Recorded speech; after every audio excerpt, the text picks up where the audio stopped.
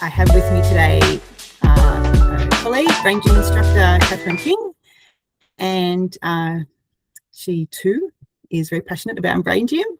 And so today we're just going to talk a little bit about it, what it is, how it supports us and the people we work with inclusively.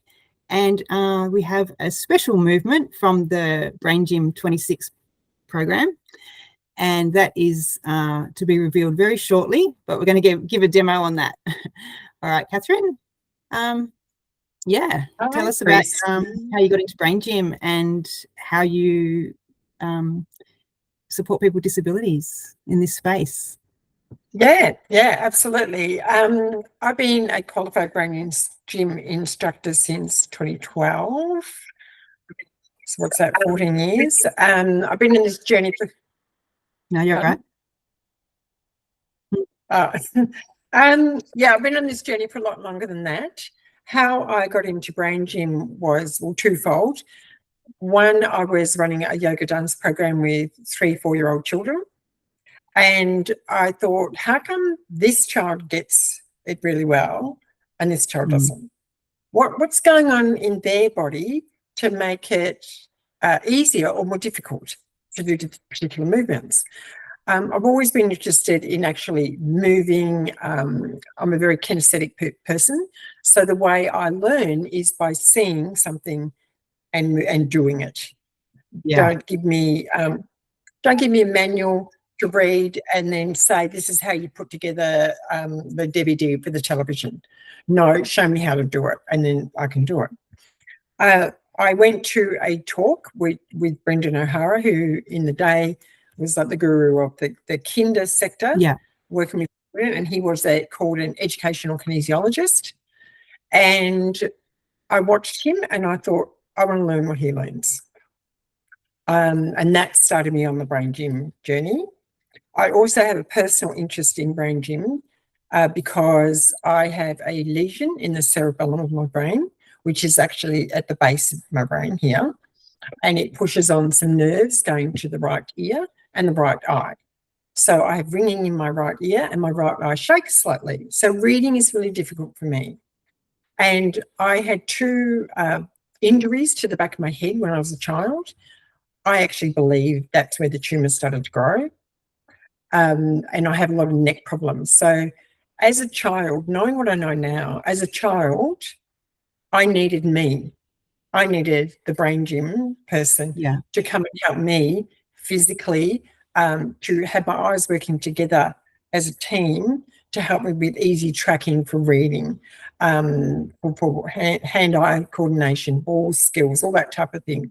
So I was a typical case of, you see children going through primary school and they get to about grade 2, grade 3, they might have some learning issues, they might have something called retained reflexes, and then they start to believe in themselves that they're not good enough. Yeah. They're not as clever as the child sitting next to them. And their confidence goes down, and their body language and the posture and everything starts to fall apart. Yeah, all the self-esteem. I'm not going to try it because I'm not going to be as good as, or I probably won't get the basketball through the ring because I always seem to miss it. Like how other people were more coordinated and organised their bodies than I was. So, and all that stress builds up, doesn't it? Absolutely, and it's fueling the fire of feeling inadequate. And we see this, both you and I see this all the time with the people who work it, with the knowledge and understanding that we have now on the journeys that we've been through.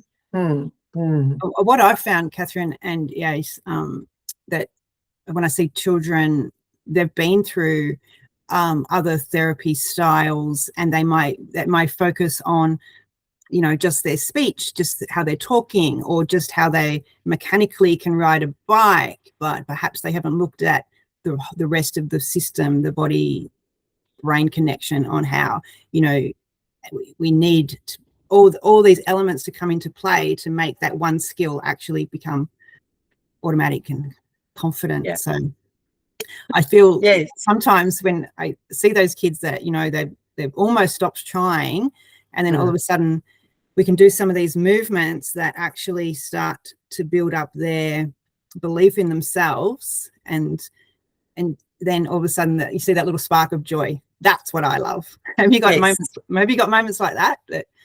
Oh, absolutely, all the time. So I work a lot in the disability sector with NDIS, and when I see some of my participants get it, like I'm thinking of a 16-year-old I work with. I have been working with her for years, and she had a lot of language problems as well. She had a lot of coordination issues and that type of thing. And then when she can catch the beanbag or can pass it, and when we do, you know, the beanbag games and things, she's so happy with herself. She said, I got it, I did it. And that inspires her, because then she has that self-belief. I did that. So therefore, maybe I could have a go at this, or a go at singing, or a go at something else in her life that is a goal for her, she's wanting to achieve. Yeah, it's wonderful when people get it. Do you find that there's parents and carers or support staff that bring participants to you, perhaps, or you communicate on some level with their support team? Do you get a sense that they want to do it too, or they can see a difference and they might start to say to you, oh, I should be doing this? Or do you get those all the time? People say, maybe I should be doing this for my brain. And my body.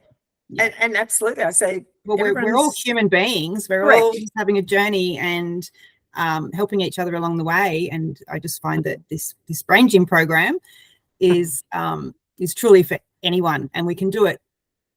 It sounds a bit cliche, but it's without needing any equipment, anywhere, anytime. Once we know the basics, and we can, and some people, I find, like movements, they immediately want to do this cross crawl and show that they can do the BrainGym, but there's so much more that we know as instructors that we need to build the brain up from the bottom to the top before we can even get to that, where the cross crawl is going to be a real, like, the only thing that's going to help. Yes, absolutely. And so is there anything else you want to add before we can bring in this one amazing exercise or activity I want to talk about? I could add a lot, but let's just jump into your secret exercise that we're going to look at today. So this is from the Midline Movements section of BrainGym 26, and it's called the Double Doodle. However, we do need to modify that if we're working with teenagers, perhaps, or some might think that sounds a bit right. So I don't know, what's another name we might call it? I call it double drawing, or I'll call it bilateral drawing, which is exactly what it is. Bilateral drawing. And Katharine, you can teach this course, is that correct? Yeah. I would love to hear a little bit about why you love what you love about the double drawing, and then, if you wouldn't mind, I would love for you to take me through a little play. We love playing. Yes. And that's one of the best things about BrainGym, is that you're just playing, and yet we're targeting particular areas of the brain and particular areas of the body through play. And I love play. I love being creative. I love getting into paint or crayons or anything like that. So I was very drawn to doing it's called Double Doodle play in official BrainGym words. I was very drawn to that because I love the creative side of things. So basically what we're doing is we're using 2 hands. If you want to lift up your 2 hands, okay? And we're using the 2 together at the same time. So just we'll do a gross movement. So as you know, everything in BrainGym is about gross before you can bring it to fine. We need to know that we've got a right-hand side and a left-hand side of our body. Be aware that we have fingers, and you can't just give a 5-year-old or someone with a disability a pencil or a pen and go, here, we're going to learn to write these letters in English. We need to know it as a gross movement first.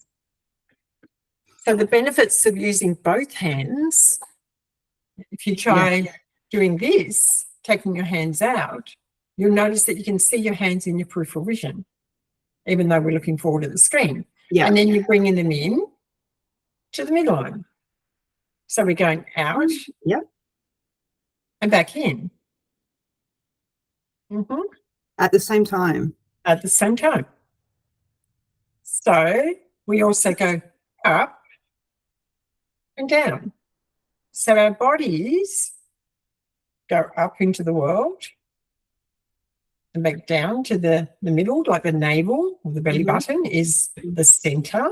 And then we can go right down and back up. There's something about just doing that together that feels... it just feels and diagonally. Using the navel as your home base. So that's the center. All children know their navel. I used to say, anyone here got a belly button? But go, the little shirts, you know, I've got one. It's our first point of connection, you know, in utero. So when I'm working with, say, people with disability and we're doing double doodle play, I will take their hands and hold it sort of in their midline and literally guiding them out. So they're getting that feel in their body and just nice and gentle. It just feels so, as you're saying, so nice to be doing this. Because I guess if you're not used to doing this bilateral movement, you'll be stronger or more reliant on one side all the time. And this one could get a bit sleepy, a bit redundant if you're not actually working it. Yeah, exactly. Like if we're very right-handed, right-footed, right-eyed, right-eared, we're very right dominant-sided. It's just like the left side's just coming along for the ride. And am I aware of it at all? Because it hasn't been stimulated or I've activated. noticed that with kids with handwriting, not even before they even look at whether it's legible or not, they're not supporting the paper with their non-dominant hand. I feel like they don't even notice that it's there to do that. So therefore, exactly. They're not aware of their bodies. So this is where it looks like it's got a lot of applications. For that. It's got an amazing amount of applications, and I mean we're only going to touch on a few things today. But you know, physically being aware of your body, where it is in space, discriminating between the right and left-hand side of the body. Academically, it's got a whole lot of benefits. The hand-eye coordination, it's got so many benefits. Super duper simple. I was thinking even like personal space. If you were becoming more aware of all that and this, and then all of a sudden you'd have more awareness of that, your bubble.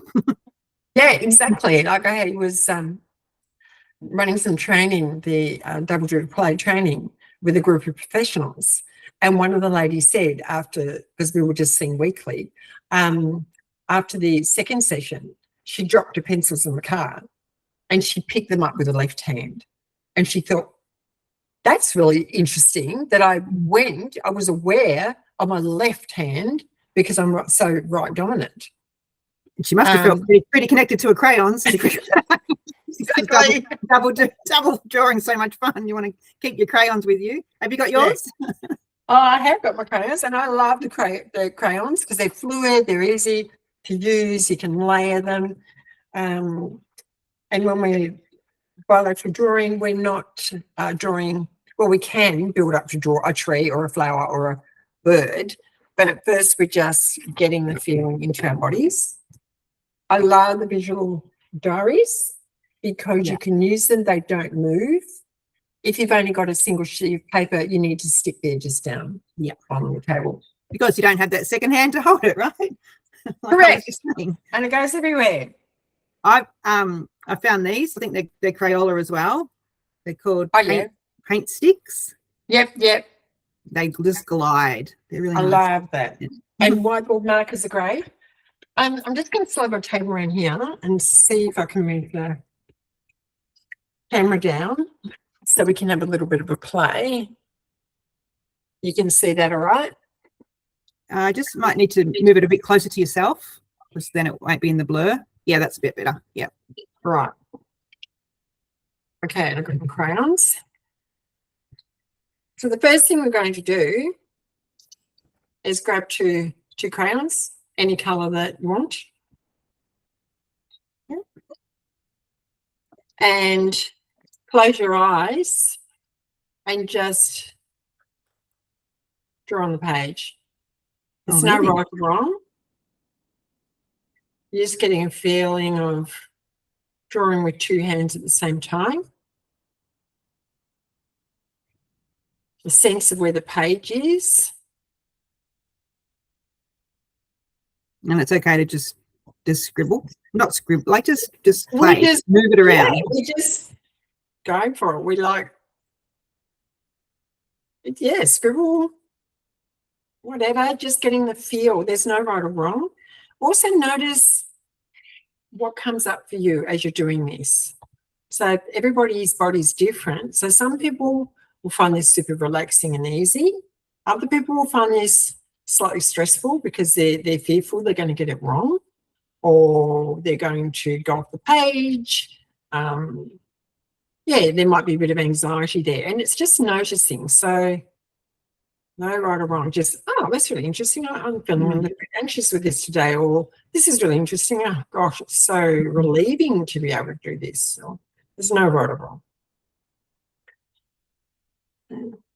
How are you feeling when you do that with your eyes closed, Christy? I'm noticing just the different parts of my body more than my thoughts. So, yep. So you're more into your body. Could be the different muscles activating. Just listening to is my breathing shallow or deep? But at the moment, it's slowing down.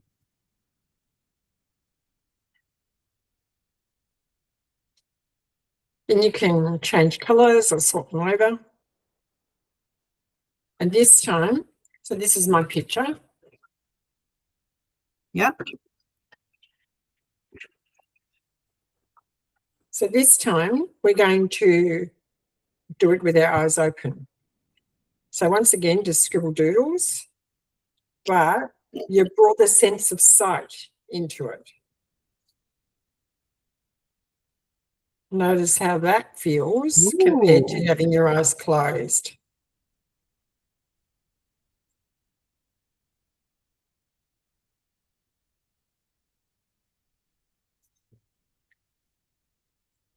Today, I actually personally like having my eyes closed, having my eyes open, a bit like, I'm judging. I'm actually quite curious about the open and willing to explore that further. But I am sticking close to the midline. Is that's just an observation? Yeah.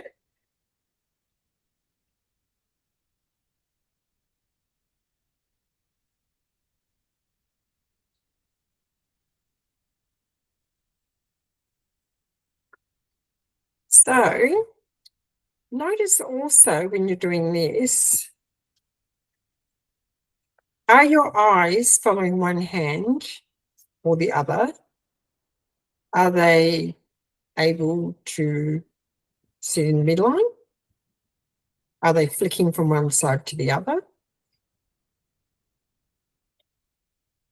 Is one more a leader than the other one?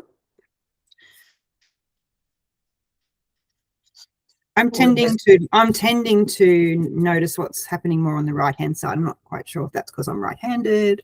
Yeah. Or, Yeah.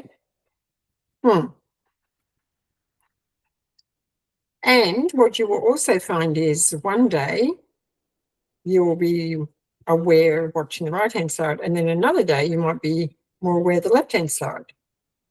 Or if you're doing a more precise drawing, where your eyes tend to go, which hand is leading and which hand is following, because one is a leader and one is a follower. And it doesn't necessarily mean that your right hand, because you're right-handed, is the leader. Yeah. It could be the other way around. Okay. So we've got our beautiful layered pictures. Oh, I love those colours. So good. Now, looking at your picture, I can clearly tell you're right-handed. Mm. Yeah, so if you hold it up again. This is the right? Yeah, exactly. You can see the strength in that side. Mm. And it certainly looks like that was leader. I'm only guessing today. Yeah, interesting. Yeah. I think the patterns are, yeah, pretty consistent on that side. There's a lot more in it, and there was a lot more appears to be control or strength, which is understandable because it's your dominant hand. So we've got the dominant hand, and then we've got the learning side. So the more, like anything that you do, the more you strengthen it up. Thank you. Can I come back to your face? Oh, we're still going? Yeah, you want to have another play on something? Yeah. Okay. So you remember we talked about the navel being the center? Yep. I want you to draw a circle in the middle of your page. Got it. Yeah. And then picking 2 crowns, starting in the midline, the midpoint or home base. We're going to go out and in. Ooh. Okay. Now this is something I do a lot with cerebral palsy. Often, yeah, basically all my people who often have special needs, and then we'll go up and down, back to that middle point. Just repeat that pattern. Yeah, and then you can go all the way down. My page is moving a little bit here. And then horizontally. Oh, I'm seeing a beautiful butterfly happening. Or a dragonfly. Or it could just be anything. And then diagonally down. So this is helping also to support body awareness, but hand-eye coordination. So my hands are going out, my eyes are going out. Back in, up, diagonally, up, down. Wow. How does that feel doing that? Well, I think it was a bit trickier than I thought on my body. That's it. Okay. But I was more comfortable with the scribble. That's all right, because it's far more controlled. Right, we're deliberately doing the movement of being in the mid and then out and in. So when I'm working with my little people, who I've got some at the moment, twins who are 3 years old, not speaking English. They speak their own language to each other. Yeah. And they get their needs met that way. And it's all there, but it hasn't connected to be able to bring it here. And I actually had another 3-year-old who was not speaking. We did a lot of bilateral drawing. We did a lot of bilateral work. And in 3 weeks, she was coming out with full sentences. So, you know, it's all there, but it's like the connection isn't happening. And I believe she thought she was speaking. Yeah, okay. She was like, oh, no. Yep. And, yeah, exactly. She was probably getting what she needed by doing that. Yeah. And so a lot of that, letting them get used to using 2 hands. So paint with the fingers, scribbling doodles, eyes closed, eyes open, using trays for your paint. Lots and lots of that before you come to anything like this. Yeah, and then we build up from there. Yeah, so you can use all the different textures and get all that tactile. experience. Get it in the body. Love it. Mm. Love it. And before we finish up, you've done some programs. I remember you telling me. There's like a couple of small groups that you actually focused on double drawing? Programs in the training sessions? Yeah. Oh, I thought that a little while ago you had the training, I don't know what you called them, but there was maybe a couple of 3 or 4 people that came and you did the, Yeah. So I do training face-to-face, do it online as well. You can do like a 2-hour session, and we go obviously a bit deeper, and I talk about, you know, the eyes and the brain, the eyes and the body, academically, just touching on that. Or there's the full day training, which is accredited, BrainGym. Yeah. Well, that's really great because I like to know what it's about when I'm doing it. So that educational component, even if it's just a couple of hours, is a great offer. So yeah, definitely. Yeah. Because it makes so much sense. I'm going to pop this on the channel. You're happy for me to put your details in the link if anyone would like to contact you? Yeah, that's fine. Absolutely. Sessions. Yeah, lovely. Awesome. Beautiful. Well, thank you, Katharine. Okay, thank you, Christine. I learned a few new things about the double drawing, and I'm definitely going to use this one with my clients. Because I feel that sense of control is what people want. Yeah. Ultimately, if they haven't got the ability to hold, help them hold and moving their hands and getting it into their bodies first and using, because what they will do is you'll give them 2 and they'll put 1 down because they're so used to using one. Yeah. Very interesting. And then eventually, they'll just come in and it'll be 2. Love it. Fabulous. All right. Thank you so much. See you later. Thank you. Have a good day. Bye. Bye. Start.